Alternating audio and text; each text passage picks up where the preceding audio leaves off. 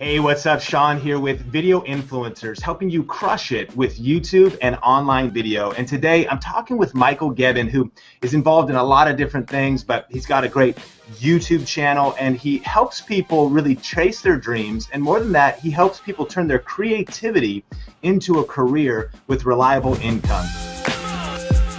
And so, Michael, how's it going?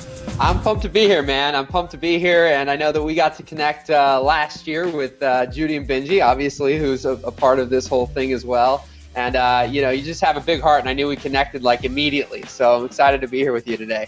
Well, I'm excited to have you on, and I'm excited about what you're doing. And one of the things that you do on your YouTube channel is you really help people change their mindset. You help create those light bulb moments. Yep. To get people just fired up and doing their best work and fulfilling and chasing their passions. And my first question for you is one of the big things when it comes to video and people that have a dream to build their YouTube channel or build their influence with video. One of the biggest things is just putting themselves out there. I mean, Absolutely. Getting on camera, fear of what are people going to think of me, of taking that risk to jump out there. Or maybe they're already like posting videos, but maybe they're not coming through as like their full self, right? Yes, like absolutely. They're still holding back. What are your tips for beating fear?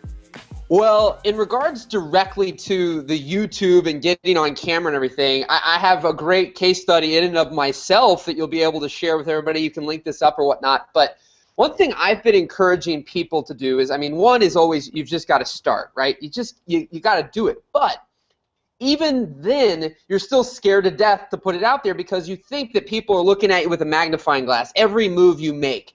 Well, what I did back in 2010, and you can share this video, is I had my first video. It was like with a phone. I stuck it on this thing. I put it there. I adjusted it. And you see all this in the video.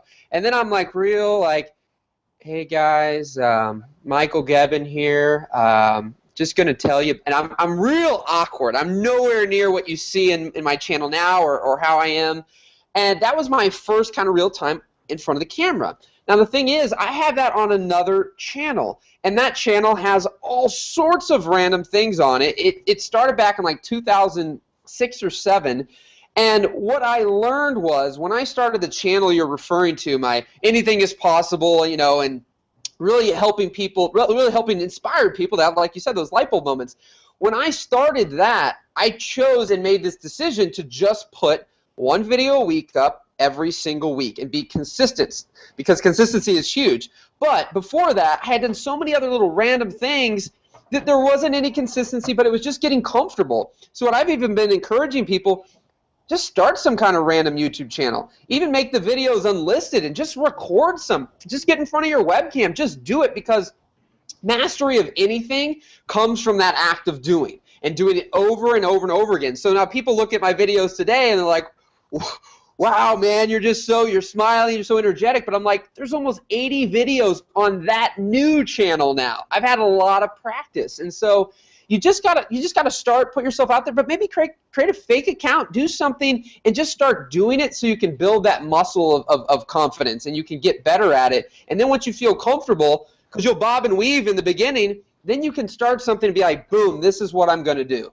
Wow, I love that. That's super practical and super helpful. So jump out there, start creating, and you'll learn as you go. And would you say the same thing for people to tap into their unique voice and actually be themselves? Because I've noticed this. A lot of times there's like the propensity to watch other people and kind of maybe not even try to copy, but imitate. And maybe some of that's good because they could be mentors and they're helping you. But what are your tips for putting yourself out there and developing your voice and your authenticity?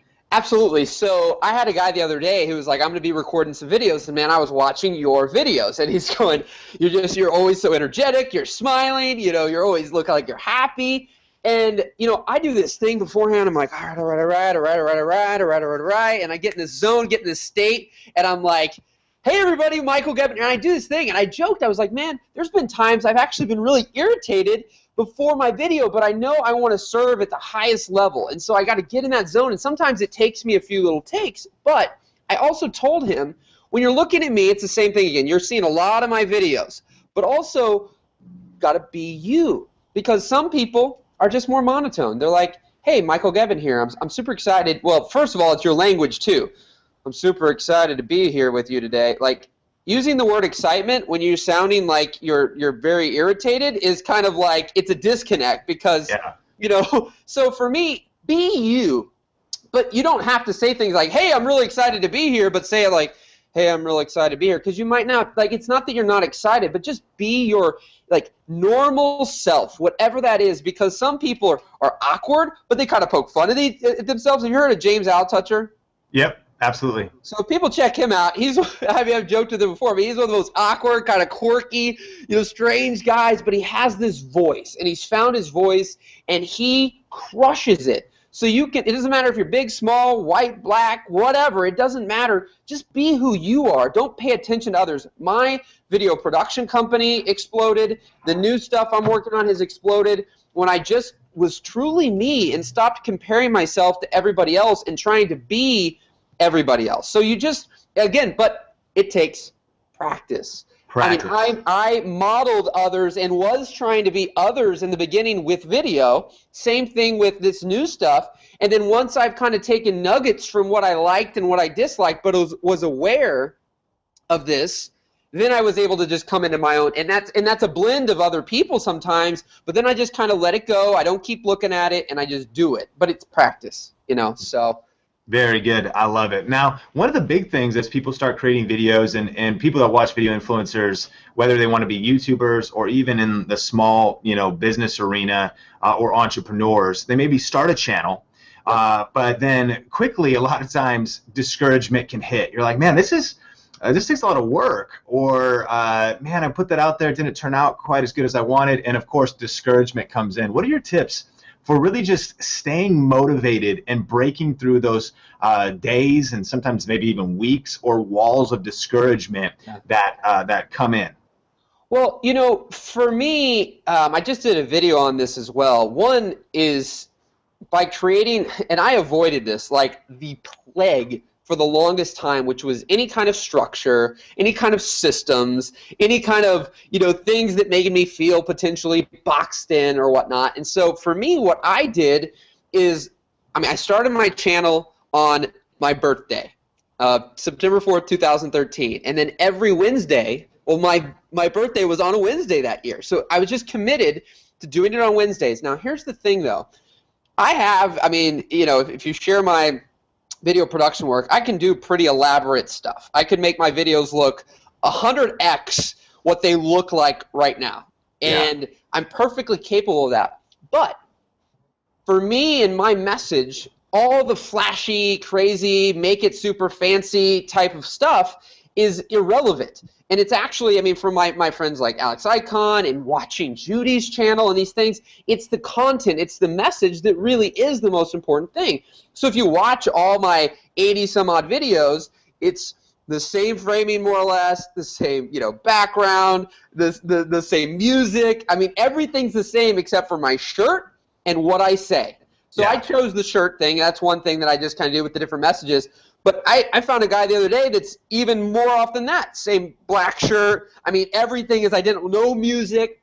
He's got like 130,000 subscribers, and he's just one a week, you know, just being consistent. So that idea of that fear and discouragement, well, some of it comes also because you've created something, again, by comparing to others or others today. So if you look at somebody's yesterday, if you do look at their beginnings, you'll notice that most were never as fancy as they are today. So you try to start it where they are now with a whole team of people and whatever, and it's discouraging because you're like, I don't even know how to achieve that. So if you just start, keep it really simple, and build up that consistency, it's going to really help, as opposed to trying to be so complicated and you're like, I'm really busy. I mean, my girlfriend works from, you know, she gets up at 6 and doesn't get home till 6 o'clock at night, and she still finds that one day a week on a Saturday for a couple hours to shoot her video and then put it up. But she does one video a week. Same background, same everything. Everything's consistent again, and she hasn't skipped a beat in a couple years, and she wasn't a girl who necessarily would have done that before. But she just, you know, and did it for, this is the other big nugget, do it for fun.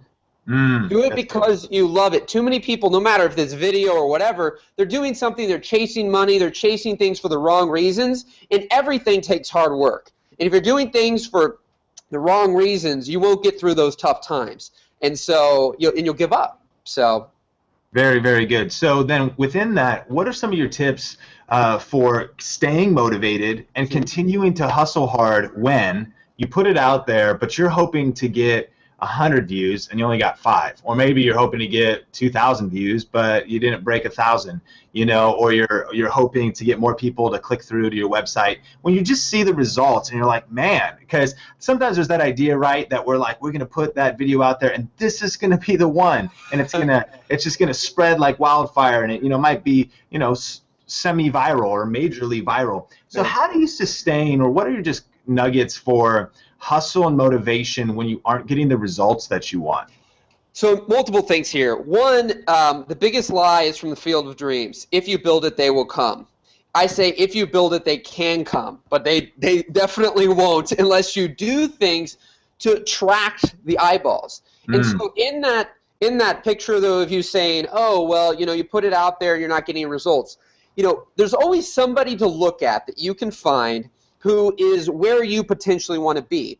And if you look at that journey, you know that it's possible. And I've seen people who have done things for years with no major, again, progress or no major big wins or anything like that. But they, again, were doing it for reasons not because they wanted a big audience or they just wanted tons of views or whatever. They did it because they loved it. Like right now, I know that I keep growing, but I have that bigger vision of my future, and I know as long as I keep doing it, you know, talk about kind of the Oprah syndrome or the lottery effect. Like this one woman I was talking the other day is like, oh, everywhere we go, my son's like this prodigy on the guitar. And everywhere we go, you know, all of a sudden people stop and they go, well, does he have a YouTube? Does he have a this? And he had nothing.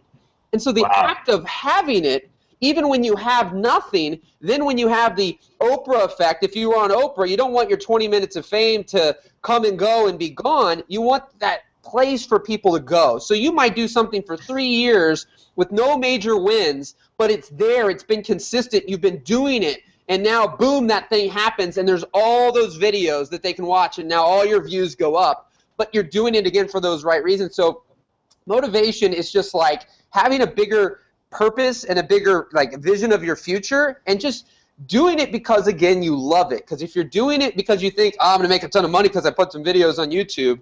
But one final tip for people there. I have people that I know who've put up 300 videos, and all of them have 2 or 3 views, and, you know, they have like 5 subscribers on the channel. Something, you know, and I don't know if you'll be teaching, I'm not going to get deep into it, but look into the fact of your titles and your descriptions and your tags. And I won't say too much right now, but my girlfriend is a prime example of a little beauty channel that she started with her and her friend, doesn't have tons of following on anything at all. I mean, in no way, shape, or form, but she's got almost 2,000 subscribers now just because she's been titling her videos right. So she gets views just from that. So you got to be conscious of things like that, because if you title it all like, hey, Uncle George's big birthday bash, it's like no one's searching Uncle, you know, whatever big birthday bash on YouTube or Google or anything else. So more than likely you'll have done the I built it and no one came, you know. So anyways. Yeah. Got it. Awesome. Now, one of the things you teach, and I think this could be so exciting for people and inspirational, is you teach people how to turn their creativity into a career. And I think that a lot of times it's tough to connect those dots, because I think like I might have a passion for music. Right. I might be a makeup artist and I like to express myself creatively with that. Or my creativity, you know, is in all these kinds of different areas. I like just making short, funny videos or doing all these kinds of things. But you have a thing, and we'll talk about it more, Jumpstarters. But what are the first steps of actually turning your creativity into a career and potentially creating legitimate, reliable income? Right. Well, I think, you know, something that some people have misunderstood from that is too many times, and I've said this in the past and then have caught myself now, when you talk about following your passion and different things like that. There's so many walks and talks of that. But what I found is it can be misunderstood in the fact of like, I love, like I have this right here right now, like this National Geographic about the new universe, and I loved like, you know, Interstellar, and I've been getting really into outer space right now. I'm really excited about it. But yet, there's no part of my body that says I'm going to take that love and passion right now for outer space, or even I love like go-karts, or I love Master Chef and I watch that. I'm not going to take those passions and try to go and make some living out of something with outer space or go-karts. Like I could think, oh, I can start a go-kart place. There's nowhere local that has that. Maybe I could start a business doing that. But like I don't eat, sleep, and breathe that. So some people, it's like they're knitting all the time. They love knitting, or they love video. They've been filming for years now, and it's like they've been doing that, and now all of a sudden it's like, wow, it would be really awesome to do this for a living. Well, it's much easier to take that person's love for that thing that they've been doing for years now and turn it into something they can make a career out of, versus the person that's like, I really love movies. I've watched every movie. I learn on all these forums. I read all the forums. I've read all these books. I bought all the cameras. Like, well, where's your video? Can I see the first one? Oh, well, I haven't made a video yet. That person who hasn't done anything yet is much more difficult to turn that into a career. And they might be what you call kind of a multi-passionate. Having lots of passions is one thing, but what's the thing that you eat, sleep, and breathe? Like you do it. Like a violinist saying, I'd love to do, whatever with being a violinist. It's like, but I have some that say, but I haven't done it in 9 months. It's difficult. I have an artist in our Jumpstarters group who is outstanding. She's like, I draw 12 hours a day, you know? And so for her, she didn't believe in herself. Too many creatives don't believe in what they do. She didn't need to become a better artist. She was an outstanding artist. She needed to believe in herself. And once I helped break through that, she's now going to have her art featured at the Academy Awards for The Lord of the Rings with some prints. And it wasn't because she became a better artist. She now put herself out there. And that's what this is all about that we're kind of talking about today, which is getting yourself out there. I always joke, you can't win the lottery unless you buy a lottery ticket. And too many times we're trying to win the lottery, not buying a lottery ticket. So that's the act of putting the videos out there. Start writing blog posts. Start doing these things. Find out what feels great to you. And you can't not stop thinking about it. And then start to go down that path. So hopefully I can touch a little bit more, but that's some nuggets there to. I love it. Well, let me recap the steps a little bit. So first and foremost, you're saying definitely what you want to start with creatively is not like just a casual hobby, but something like really discover first your authentic passion. Yeah. Then you want to start putting yourself out there with that. So you define that, you get clear on that, but you start putting yourself out there. But how do people actually then monetize that? And maybe just an example. So I know that I'm a violinist and I'm passionate about that. I have been doing it a lot, and I know it's like my 12-hour a day kind of a thing. Nobody has to encourage me or inspire me to do it. I love doing it. And so now I'm going to start maybe blogging about violining, and in that niche, I'm going to maybe do some stuff on YouTube. But then just give a quick maybe example, connect the dots for then ways where now I can turn that into something that might eventually be something that could support me maybe a little bit part-time or even more than that. Absolutely. So what I've been finding too is there's different personality types. So you got to find what fits your personality. So for me, I'm this. Like I love connecting with people either over the phone, in person, on Skype. Like I love talking. So being social for me in the sense of like typing things all the time on Facebook or Instagram and all that, it kind of drives me crazy. So one thing I do, I'll sometimes record audios or little videos to reply to people's things. But like Eva and some others that I followed that I'm helping, they're very they're more introverted in the sense that they'd rather really not be doing something like this. This might make them uncomfortable, but they're actually really great at just typing back and forth. So for her, she actually needs to, what she's doing is she's taking that, building this following up on social media, and now she can bring out prints. She can sell all sorts of things, and she has models, and there's usually always somebody in the thing that you want to do. So if we're talking about the violinist, though, if she went and looked, there's people. How are other people making a living being a violinist? Are they in a big, orchestra that they do things with, that they travel with? Is she being a coach to help others with, being a great violinist? Is she bring out something online that she can sell? But what I've found is it all depends as well on what your price point. I joke, if people are selling trinkets and T-shirts and things under $25, you need to become kind of that online ninja. You know, you need to attract a lot of people. But in the sense of something where a lot of people that I deal with who are charging, you know, that violinist could potentially get to a point where she might be charging $500 for lessons. Well, now a lot of people I deal with get too caught up on these people talking about making 6 figures and 7 figures and $20,000 a month and all these things. In the last 45 days, I've talked to almost 70 people, and most aren't even making a couple $1,000s a month. So that girl, even if she charged $250, she only needs 8 people, and she's making $2,000. Not 80, not 800, not 8,000, but 8 people at $250. What could you do to find? It doesn't even have to be necessarily online. You know, you can go offline and meet people and do that. But it's all your personality. What are you charging? You've got to figure those things out, because then, you know, I have people right now that are trying to use the heck out of social media and SEO and YouTube this and optimize that, and they're trying to charge $2,000 for something, and they get nothing because they've done the, I built it, I put this up, I did this, and nobody's contacted me. Now, one final nugget that shifted me, you got to ask, though.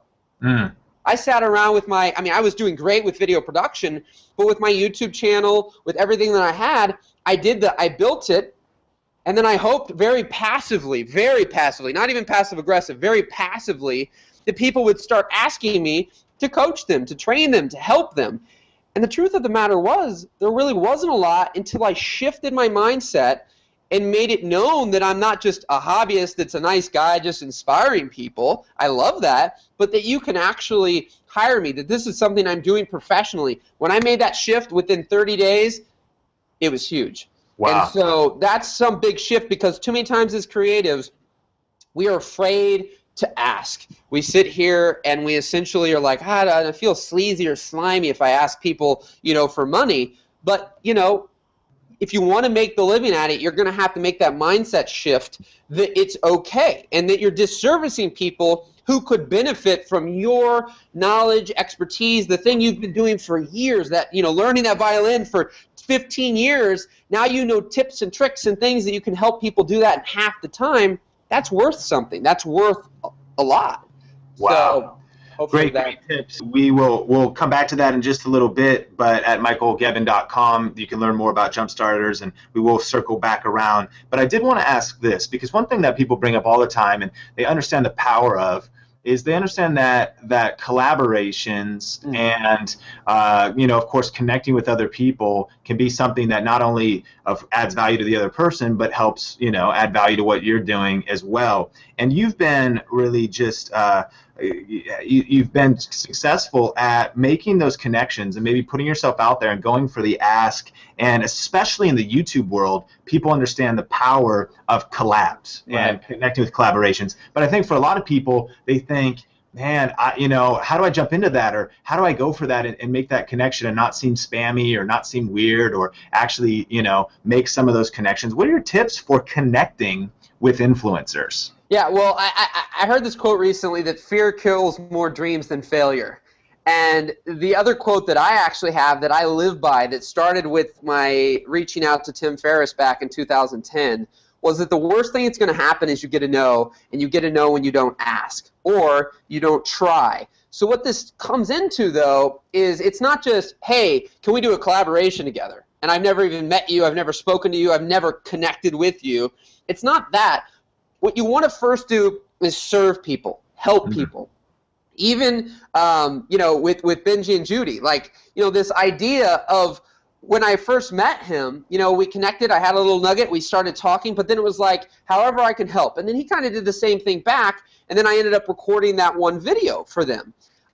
Same thing for Tim Ferriss, Tony Robbins, like half a dozen different people that I've done things for came from originally doing something for free for them. So a lot of people out there, in you know, whatever they're doing, they have a skill set that someone else needs, that they can use that skill set and provide value to somebody. So for me, everything that I've done has come out of first providing value to someone else, and then from there also really not having an expectation that someone's going to do something for me. Because I think that's the worst thing you can do, is go into any situation, do something for free, provide value, give, and then automatically expect that person to do something in return.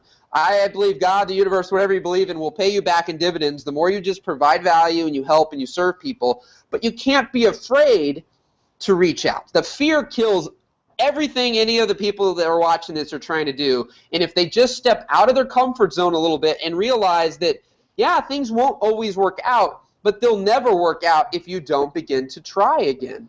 And Wow. so for me, connections and relationships, though, bar none, are the reason I'm here with you today and everything, because the connections I've made, somebody says your network is your net worth, and I believe that. The people that you surround yourself with will lift you up and help you achieve great things. If you've got everybody in your inner circle is mean and negative and hateful towards your ideas and the things you want to bring into the world, you're going to have a really difficult time doing those things, because everything that's hitting you and bombarding you is, you can't do that. That's a stupid idea. You'll never work that out. But you start to surround yourself with like-minded people, you'll be inspired, you'll be motivated, and now you'll be encouraged to do that, and it'll be much easier to jump out of your comfort zone and start to achieve these things. But it still takes time. So hopefully that's helpful there for people. Yeah, I love that. So step out and make the connection, and don't be for the first thing, just forget fear, just go for it. The worst thing that could happen is a no. Find a way to get that connection, but add value first and do something with, a skill, and then maybe have no expectations, just add value and then see what happens, because when you start putting it out there. But here's my question. I wanted to go to that thing. If you've got a skill, what could people do if they maybe say, well, I don't know what skill I have that could add value? Maybe how could they skill up a little bit? And what are maybe some examples for you? You have this great skill in video production. Right. And so that was the specific way where you could add massive value to somebody. Of course. And you kind of reach mastery in that area as well. Right. What are maybe some other ideas that could get people thinking about what their skill could be, and things that they could think, maybe if I level this up over the next 6 months to a year while I'm also making these connections, I could really add some value to people? What are some different ideas? Well, I think that obviously, we go so far all the time to just the online world, but sometimes we got to step in our own backyard at times. And, sometimes it's like, how bad do you really want something? And from that, the skill set of being so determined and so passionate, if you have somewhere that you're like, I got to get in the doors here. Well, rather than walk through the front doors and just say, hey, are you hiring? And they say, no, we're not right now. And you turn around and you walk out, and then you go to the next place. It's just like you come in with a level of confidence to be like, look, whatever you have, anything. I've seen all sorts of people where literally it is just getting the coffee, getting whatever, what kind of thing that you don't have to be this master at video or graphic design or music or whatever to be able to provide something. Literally all of us have the skill of being able to just help someone. What is that? Can I answer the phones for you? I won't. But also, if you do things like that, people still, you'll find, are short on time. So the more they think you're actually going to be something they have to spend a lot of time with, then they'll be potentially not wanting to still do it, even though that's not the point. The point is you don't have to worry about me. I'm not going to cause you any extra stress or anything. Just let me help. And so that's the most basic level. And then from there, back to what we said, any skill set, to get better, to get masterful at it, you've got to start doing it. But, no better time to start than today at whatever it is. It's better to start building. We can skim over it, but it's like if people only knew the amount of emails I've sent, people I've met, and things that nothing happened with, they'd be in shock. I could even say it, but it still doesn't, you can't feel that. I've learned when we talk about our past pain, it's just we talk about it and it was nothing, but we still went through that years or whatever of time where we struggled. And so you've just got to start whatever it is and just start trying and realize, I try to tell people, you're not a failure. You're not successful as long as you're just trying. You're just trying to do whatever it is that feels right at the time. And Sean, I've had more things that have happened out of the sheer fact that I'm very naive and could be considered dumb at times, and I just did it. And then learn from that. You got to turn every negative into a positive. What can you learn from it? And so just get out there and start doing it. And you'll start to figure out what it is that you're meant to do. But thinking about it, I've had so many people just sit and think, and learn, and they'll watch this video, and they still will take zero action. If you just try, you'll learn a way more than the years of just watching and absorbing information. So awesome. Now I want to know about Jumpstarters. So you started this recently. Tell me about what it is, the value that it adds to people, and how they could be a part of it. Yeah, and so Jumpstarters was, just to tie this in exactly of how I used my YouTube that I'd been doing for, at the time I launched it was exactly a year. And quite frankly, Sean, I hadn't made a dime in that year, like most people, right? I hadn't asked for anything. But on the year following, so I started on Wednesday the 4th and September 13th, my YouTube channel. A year later, it was going to be on a Thursday, my birthday. I'm like, what am I going to do this year? What am I going to do? And I've been wanting to do stuff in the personal development, helping people, inspiring people. Now, I was doing that with YouTube, but I've always found that free things, typically, people don't have any skin in the game and they don't take as serious. I've had more people getting results out of my Jumpstarters in the last 3 or 4 months than a year plus of just freebie videos. But what happened was I had nothing more than one page with a video on it and a buy button. That all they got initially was a private Facebook group, and that was it. The following week, we were going to do our first live call. And, I ended up with about 100 people. Now, what I did was I got creative. I didn't know what to charge. Fear. Oh, should I charge this? Should I charge that? Is that too much money? I don't believe in it. I don't know. I'm not, right? I gave people the option through Gumroad, if anybody wants to go test it out, to pay whatever they wanted. I knew it was going to be a monthly thing, but I said the minimum was $5 a month, and you could give whatever you wanted. I had people give $5, $7, $13, $15, $20, $30, $50, and $97 that they all gave. But I just put it out there and I did it. So I had about 100 people sign up initially. And then what it is, though, so that was my act of like, look, I had an idea on Monday, September 1st. I launched this thing with like nothing on the 4th, like 4 days later.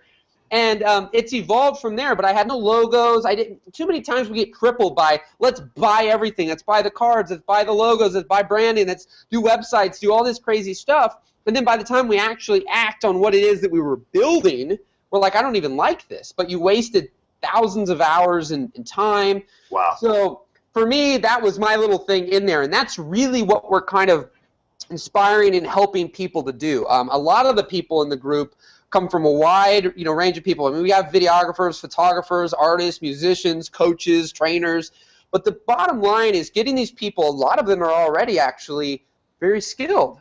But they're that starving artist, that starving creative who has yet to put themselves out there because they didn't believe in themselves. They were doubting themselves. And so now it's just like the artist girl I mentioned earlier, just that belief now. So we're shifting that belief in them to get them inspired, plus a positive community.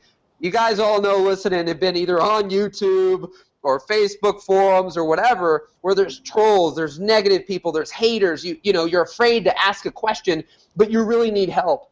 Everybody is so welcoming and so awesome in this group. Zero tolerance for negative. So the community aspect in our Thursday calls are the biggest things. I have amazing guests on multiple times a month, and then I do solo things as well. But the big thing is people are getting inspired and motivated now to take those actions that we're talking about today that they've been afraid of doing. So. Wow, that is awesome. And where can people go specifically to find out more information about that? Jumpstarters with an S.net is where they can find out more information. So very good. And then where else can people connect with you? So if they want to connect with you on social media, websites, Jumpstarters, just hit us with the full list. Yeah, the simplest place is going to be michaelgebben.com. And that's where you'll be able to find my Facebook, my Twitter, my Instagram, my YouTube. But since this is on YouTube, I'd love to plug, obviously, specifically my channel. So same thing, my name. I mean, youtube.com/Michael Gebben. And so do a video every single Wednesday, having a blast with that. So. Awesome. Yeah, and I encourage you check that out because every Wednesday it's kind of like an inspirational, motivational, and I totally agree. We don't get that enough. I mean, there's so much that hits us in a day where it's either just neutral, which isn't helping us move forward, or it's negative. And there's not a lot of people who are like Michael Gebben, who just sneak up behind me at Starbucks and then start motivating me and saying and encouraging me. Most of the input that we get is kind of negative. So I love your channel, man. Awesome, man. I appreciate it so much. You guys rock. And then lastly, as we close, just give us one more jump start. I mean, that's something like a closing thought that people can think on today. Oh gosh, I mean, I've had a lot of my nuggets I've used thus far, you know, in the call. But I mean, to close again, I mean, I'm so passionate about people. Stop worrying about the world, everybody else, their friends, their family. Just focus on you. I found that it sounds a little selfish at times, but too many times we are trying to please everyone. And believe me, I'm a people pleaser. But at the end of the day, if you're just doing things for other people and you're not really excited or enthusiastic about it, you're actually disservicing those people. And so when you think about coming from a place of actually almost being selfish at first and really doing what it is that lights you up, you will serve people and help people, and your life and everything will change at an exponential level, because now you're pouring your heart and soul into it. My production company, the things I'm doing now with Jumpstarters, when I just stepped out of what everybody else and did what just felt right and that I can do with every bone in my body, that has allowed me to explode, because now it's my true self, and I'm pouring everything into it versus kind of the other end of it, which is like, I got to do this. So you do it, but you do it half-heartedly. So. Wow, that's awesome. Well, Michael, thanks so much for being on Video Influencers. Rock and roll. And thanks for watching Video Influencers, helping you crush it with YouTube and online video. We'll talk soon.